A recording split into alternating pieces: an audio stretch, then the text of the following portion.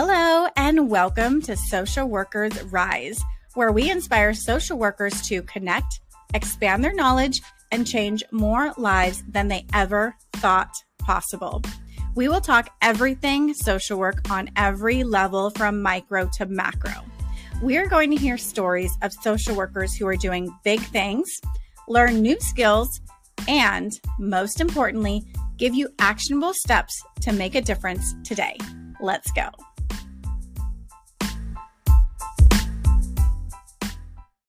Hello, and welcome to another episode of Social Workers Rise.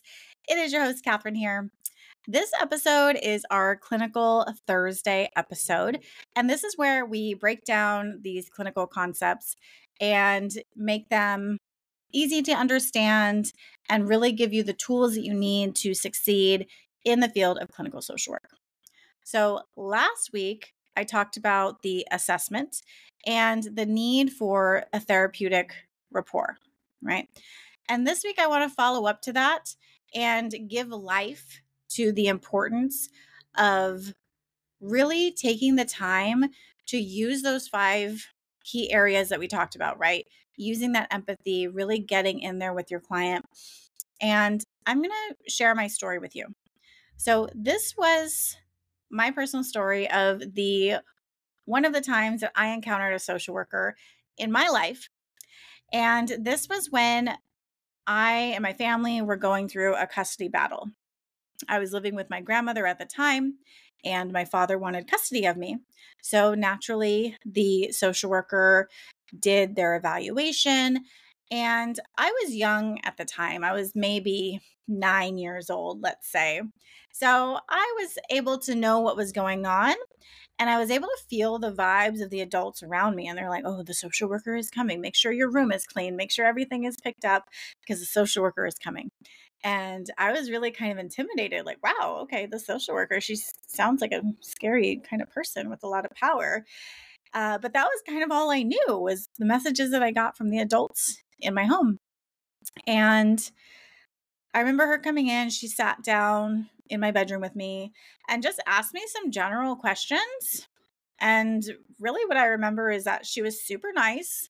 She was one of the only people, if not the only person, that actually asked me, what is it that you want?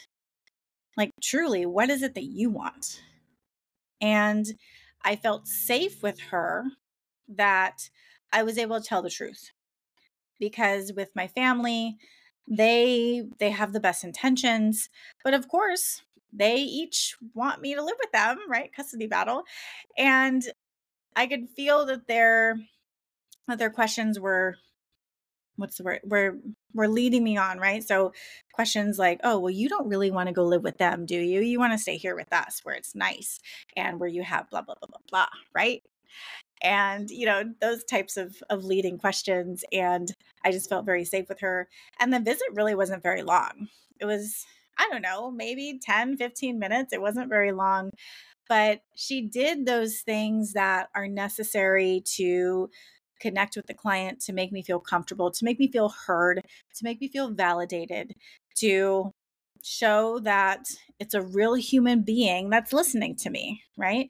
She didn't do any crazy interventions. There was no play therapy. There was no stand therapy. There was nothing. But this one visit made such a difference in my life that I always remembered her. And I have no idea what her name was or what she's doing now.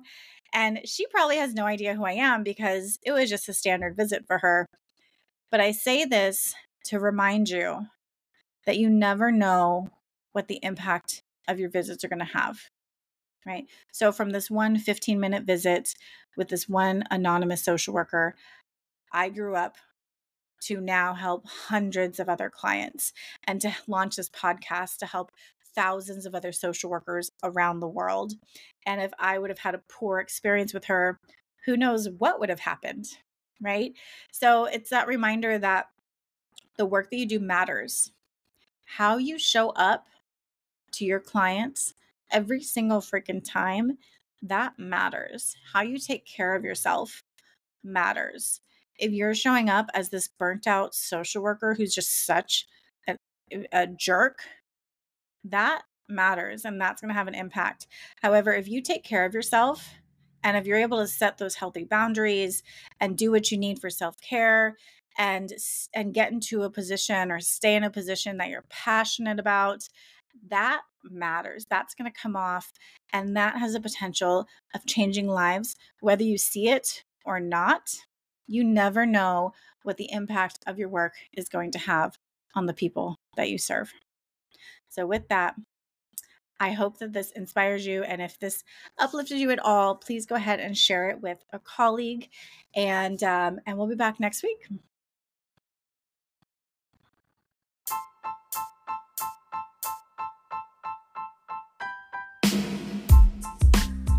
Thank you for listening to another episode of Social Workers Rise.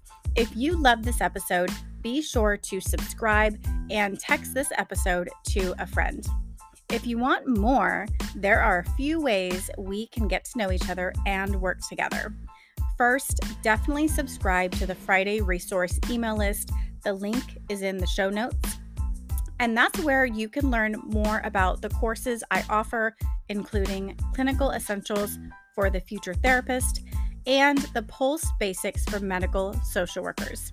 I'll also be sending out occasional tips and resources and other happenings within the social work industry.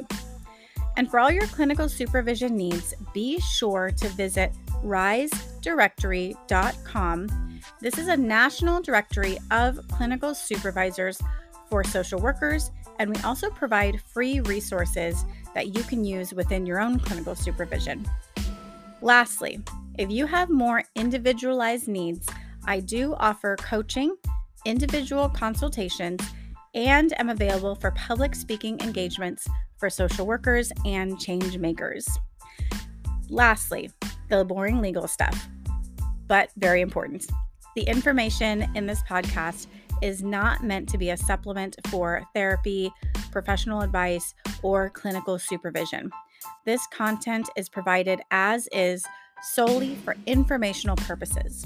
It is not legal, health, or safety advice. I am not advising you as a therapist.